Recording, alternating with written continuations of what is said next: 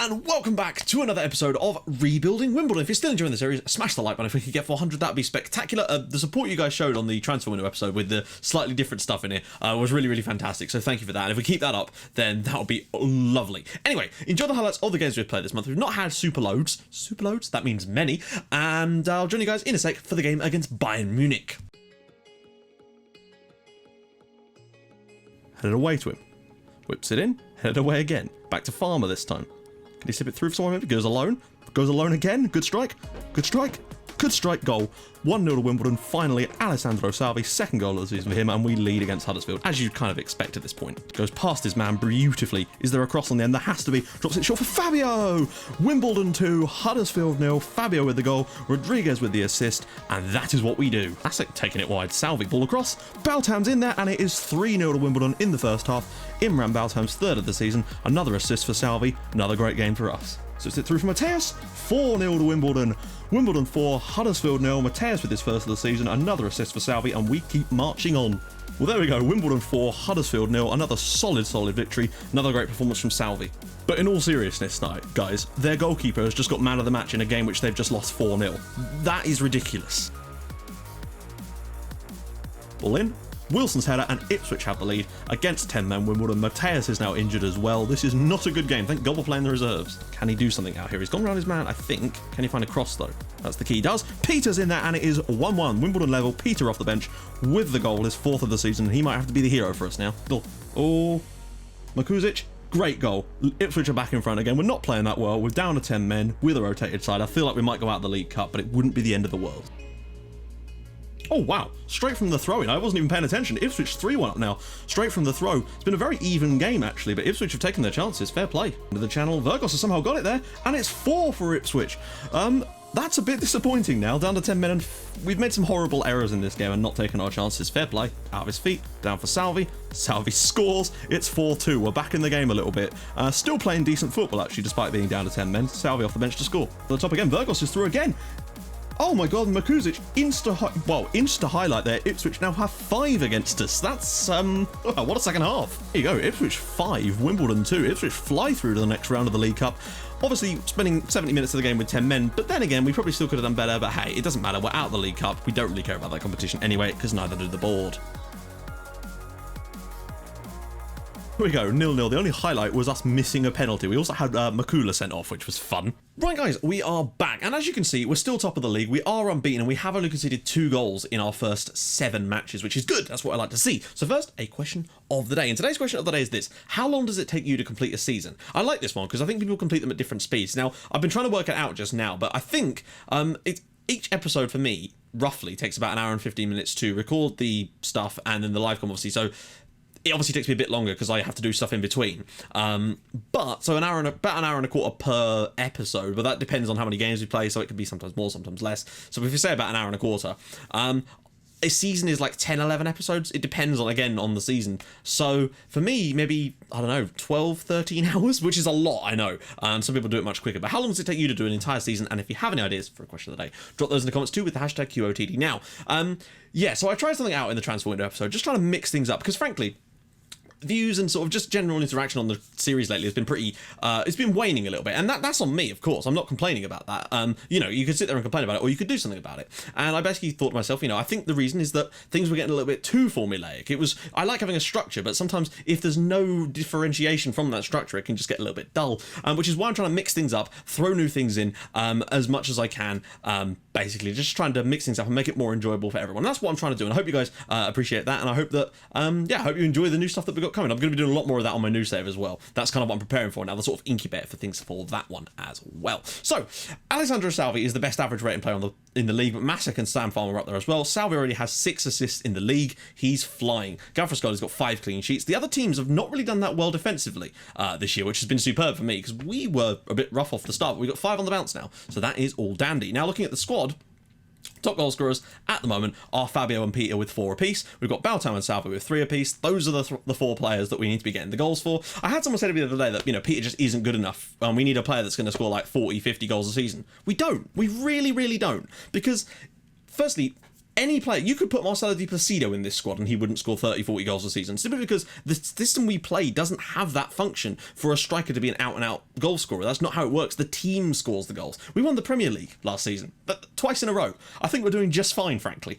To be honest, Manchester City have won the Champions League and we're capable of beating them in the league, so I see no reason why we can't continue. Of course, they didn't win it last year. I don't know, it was Benfica, wasn't it? Of course. Assist-wise, Salvi's got 7 already. 7 in 7 starts. That is more like it. He carries on like that, and we've got one hell of a season on our hands for him. Last 5 games, Masek, Farmer, Baltam, Isla. We've had a lot of rotation as well. Makula's embarrassed himself again, as always, and I think Christian Bonney also made a bit of a boo-boo against Ipswich, which really did cost us quite some bit. Now, people really liked George Pilby, and what I've kind of decided to do at some point is, if we can get to a stage in a game, in a live comp, obviously it won't be today against Bayern, where we are comfortable in the game, so it might be the next live comp if we're against Stoya. So if we're in a good position in that game, I might do it, is to bring him on and give him his debut for the club after 11 years of hard service. However, he has mentioned to me that he's going to be leaving at the end of the season to start a brand new career entirely. He's going to become a rapper. He's going to go by the name G-Pills. His first album is going to be dropping very, very soon. I've heard it's absolute fire, which coincidentally is exactly where my copy is going. Now, this is the squad that we're going to go for today's game. Peter, Fabio, Baltam, Salvi, Masek, Farmer, Rodriguez, or apparently it's not pronounced Rodriguez, but again, I'm doing my best. Bonney, Cabrera, Gomez, Galfrascoli, and no, Gomez is not going there. He's going in there, and we're going to put in a Seki. So as you can see, for the most part, we're generally very, very well rested. Farmer had to play in the last game because obviously I could have put Tolson in, I suppose, but for now we're okay. Now, who do I want to put in? We've got Kenneth on the bench. We've got a defender. I think that's a sensible bench. Now, today against Bayern it was always going to be a tough game, and I'm a little bit worried about this one. Now, it's going to be one of those ones where either we'll go, oh, they're playing a 4-4-2, as everyone's playing 4-4-2. Leicester did, to be fair. They played that same weird system with a huge gap in the midfield, where they've got like wing-backs and defensive mids. It's really, really odd. No, not wing-backs. They've got like, everyone is up here, and then there's just nothing in this area of the pitch at all. So, let's just see. I'm tempted, part of me is tempted to go for our second system to start this game off. And whereas, this sort of style with a slightly deeper idea. And, oh, actually, why is Baltam set as a... There we go. That's surprising. That's a bit odd. Just to make sure that is... Yeah. I didn't notice that. I must have to change that. Okay, so I'm thinking because we're away at Bayern, we should be at least a little bit more, defensive about these things. Obviously if we grow into the game, we might try, but I don't want to play a high line away at the Allianz Arena. It just seems suicidal. And I feel like we need to learn our lesson and be a little bit less...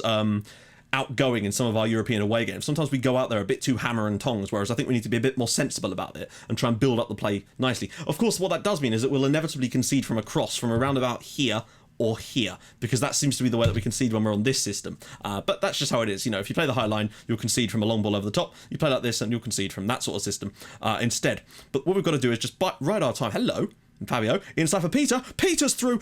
Oh, what a start. We've really started this game like a house on fire. Not that that's a good way to start anything. You don't wake up in the morning and go, oh, I've had a great start of the day. My house is on fire. Who has ever said that? Stoya are leading against Ghent. That's interesting, actually, because Ghent are the third pot team, aren't they? So maybe Stoya are not going to be the pushover. Not that I thought they were ever going to be a pushover, but you know what I mean. Fabio again. Peter gets it. Oh, what a save from Ott. The man's name is like a verb, and I like it. Salvi. Out to Fabio. This system is clearly working delightfully today, so I'm quite happy to contend with it. Maybe the deeper line is what we needed today. Just to sit off a little bit and say, come on then. And then we can break on them instead. Oh, I thought Rodriguez was going to get sent off then. Okay, so the first 11 minutes have been all Wimbledon. We've created some half chances. We've created a really good opportunity, which Peter has blazed. Actually, no, it was a good strike. Just good goalkeeping. And now we'll inevitably concede here. Hornef. Paslak, which is a great name, unless you're terrible at passing. Paslak. La Fuente. Højbjerg, oh, great tackle from Masek, but unfortunately the ball is back with Bayern again. We're just standing off a little bit here, and that's fine, unless... Cross goal. Oh, guys, come on. Just let him shoot. Phew. Oh my god, how do we get away with that? Is the ball ever going to be cleared? It's like a mum's meeting on the side of the pitch there. There we go. I had people say that, why am I so negative? I'm not particularly negative. It's just that back in the day, on some of my earlier videos, I used to go into every game and I'd be positive about everything. And then if it got to the end and we lost, and I was a little bit disappointed about that, I'd get people saying, oh, you can't win every game. And obviously, I know that. That's an obvious factor, and it goes without saying. But it kind of just put me off of being more positive about things, because you're just like, well, people complain no matter what you do. Wow. Yes, we're going to close down Felix Passlack, because he clearly does not lack anything. Look at that. 2 almost identical passes, I'm assuming, from corners. We're going to head to the right. That's our first port of call in this match, is to head over to that right hand side, and that might be all I'm going to do for now, because the fact is we're actually looking pretty decent, and I don't want to jinx that just yet, because Bayern have created an opportunity, albeit from a sort of melee over on this right hand side of the pitch. So God, if we were to win here, if we win here, suddenly that sets out our stall. Fabio, and it's saved by Ott again. Even if we were able to get a draw here in Germany, I will be pretty damn confident about beating them at home if we play like this. However, a win, while we're playing well like this, wouldn't be such a bad thing either. Fabio through again, loses the ball, comes back to Masek. He's got to shoot. He's got to shoot, and Ott with the big save again. Okay, chances are there, but I'm thinking we might just lower that tempo down a little bit. Let's hang on, wait. Oh no, we're already on lower. So I don't want to drop it too low, because I feel like with Bayern, if we drop it too low, they'll just sit. What a first half from us. We just need that goal. We are missing a goal, and obviously that is the most important thing in football. Second only to haircuts. Now, I know he's an accomplished... Whoa, bloody hell. Okay, we get it. He's a danger man. Calm down, Steve. The flesh-coloured penny. Now, let's just take a little gander here. It's all coming from this area, but still, there's a lot more joy down that side. Bayern, again, mostly short passes, actually, but... still down this left-hand side, which is an interesting one, and makes me wonder if maybe doing this might not be such a bad idea. Just drop Baltan back a little bit, because the fact is we're not going down this wing much anyway. And I wonder if just dropping him back will give us a bit more defensive shape on that side, while still allowing us to attack down the other wing, basically. That's just a theory right now, but I feel like Bayern might try a few crossfield passes, and if Baltan is slightly more... reserved from the play, he might be able to get in there and win those headers, because he's actually got decent heading ability. But we'll see. We'll change things up if it doesn't work. It's just my little idea for now. This is going to be a bit of a game of chess type of game, I can already tell. We've not really done a lot since then, but I don't know whether that's because... The thing about 4-4-2s is often you never know whether to go through the middle or not. Now, Hugo Rodriguez has not had the best game so far, but I don't have Makula to bring on, of course. But what we could do is a little switcheroo, i.e. get Gomez out there and get Bonnie on in place of... Just because I know he's got full fitness, but that 6.9 does worry me. I know Baltam's not playing superbly either. Okay. Part of me wants to go through the middle and just completely change things up entirely, because I'm just noticing that although we're getting in here, we're completing a couple of crosses, but a lot of the good play is still in this area of the pitch, and I wonder if we can exploit that a bit more. Things are getting curious now. Okay. I still feel like there's a goal in this for us. I feel like there's a win in this game potentially for us. I'm positive about that. I feel like if we can get that chance... Peter's actually had a very good game. Fabio's lacking a little bit on the old fitness and isn't playing that well. I'm tempted to just make a double sub there and maybe get Isla on for Baltam, so we've got a creative option there rather than an attacking option. Just my theory. To maybe give us a bit more of a... option to get the ball in the box rather than to try and get on the end of a cross itself. Okay. Oh, no. Please, no. Oh, Gomez has won it, right? Breakaway time. Please don't mess this up, Brian.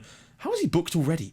Inside for Masek, right? He's got to drop this for Peter and get that beyond it. Look at this swarm of players. Out wide for Salvi. Get down that wing. Cross in time. Now's your chance, Peter. Be a hero. Why was that a highlight?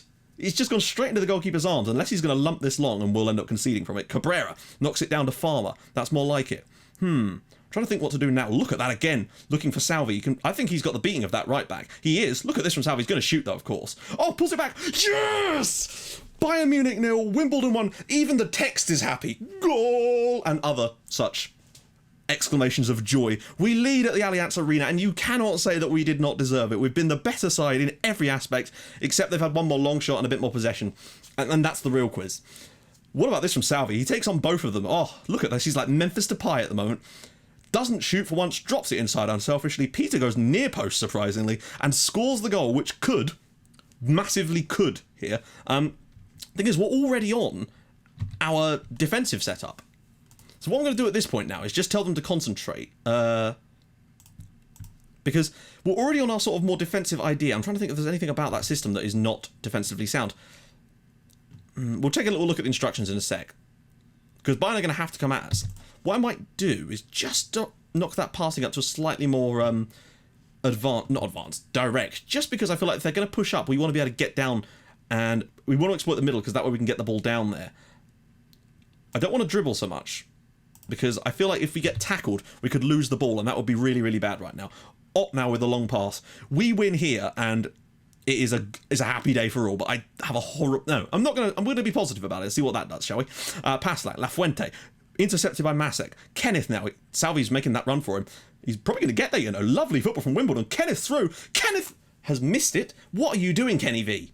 Kenny V. Yeah, I like that, actually. If we can just hang on for... I'll tell you what, we've done it. There we go. Bayern Munich 0, Wimbledon 1. We've won in Germany at the Allianz Arena. This, to me, is the first step. Now, I feel like last year, if we were playing against a team like Bayern in the Champions League, we would have never come here and play like this. But we've won both games 1-0. We've not conceded a goal. We've done the job. And I think we've done ourselves proud there, guys. We've won away at Bayern Munich. And that's going to give us a huge chance at qualifying top of our group. And hopefully not drawing Real Madrid and Barcelona in the next round at the same game, because that's just the way things have been a bit lately for us, hasn't it? So, let's take a little look at the schedule. I already said I think we were going to do the Stoya game as the next episode one, and then we were finally going to finish off with Bayern at home. That way, yeah, you guys get to see Champions League games. So, that's going to be a bumper episode of games, though. We've got Villa, we've got Man United, we've got Stoya at home, of course, then Liverpool and Chelsea. So, I have a feeling that coming into that Stoya game, we may no longer be top of the league, but that is not our priority this year. It's all about getting those results in the Champions League and trying to win it this year so we can finish this save off this year. I'd like to think that we can do it this year, but you just never know. And obviously, if we do, there will be a looking forward episode. Some people have asked me about that, so yes, there will be. Anyway, if you guys have enjoyed this and are looking forward to just sort of the way this channel and the things I'm doing are going, then please do drop a like on the video. That would be fantastic. It really does mean the world. And I will join you guys in the next episode for a game against Stoya Bucharest over in Romania. If we can get a win against them at home and then away, we'll have 12 points going into the home stretch in the Champions League, where the slightly easier games in away will come. And hopefully we can get 18 out of 18. That would be quite some result. See you guys soon. Thank you so much for watching. Bye-bye.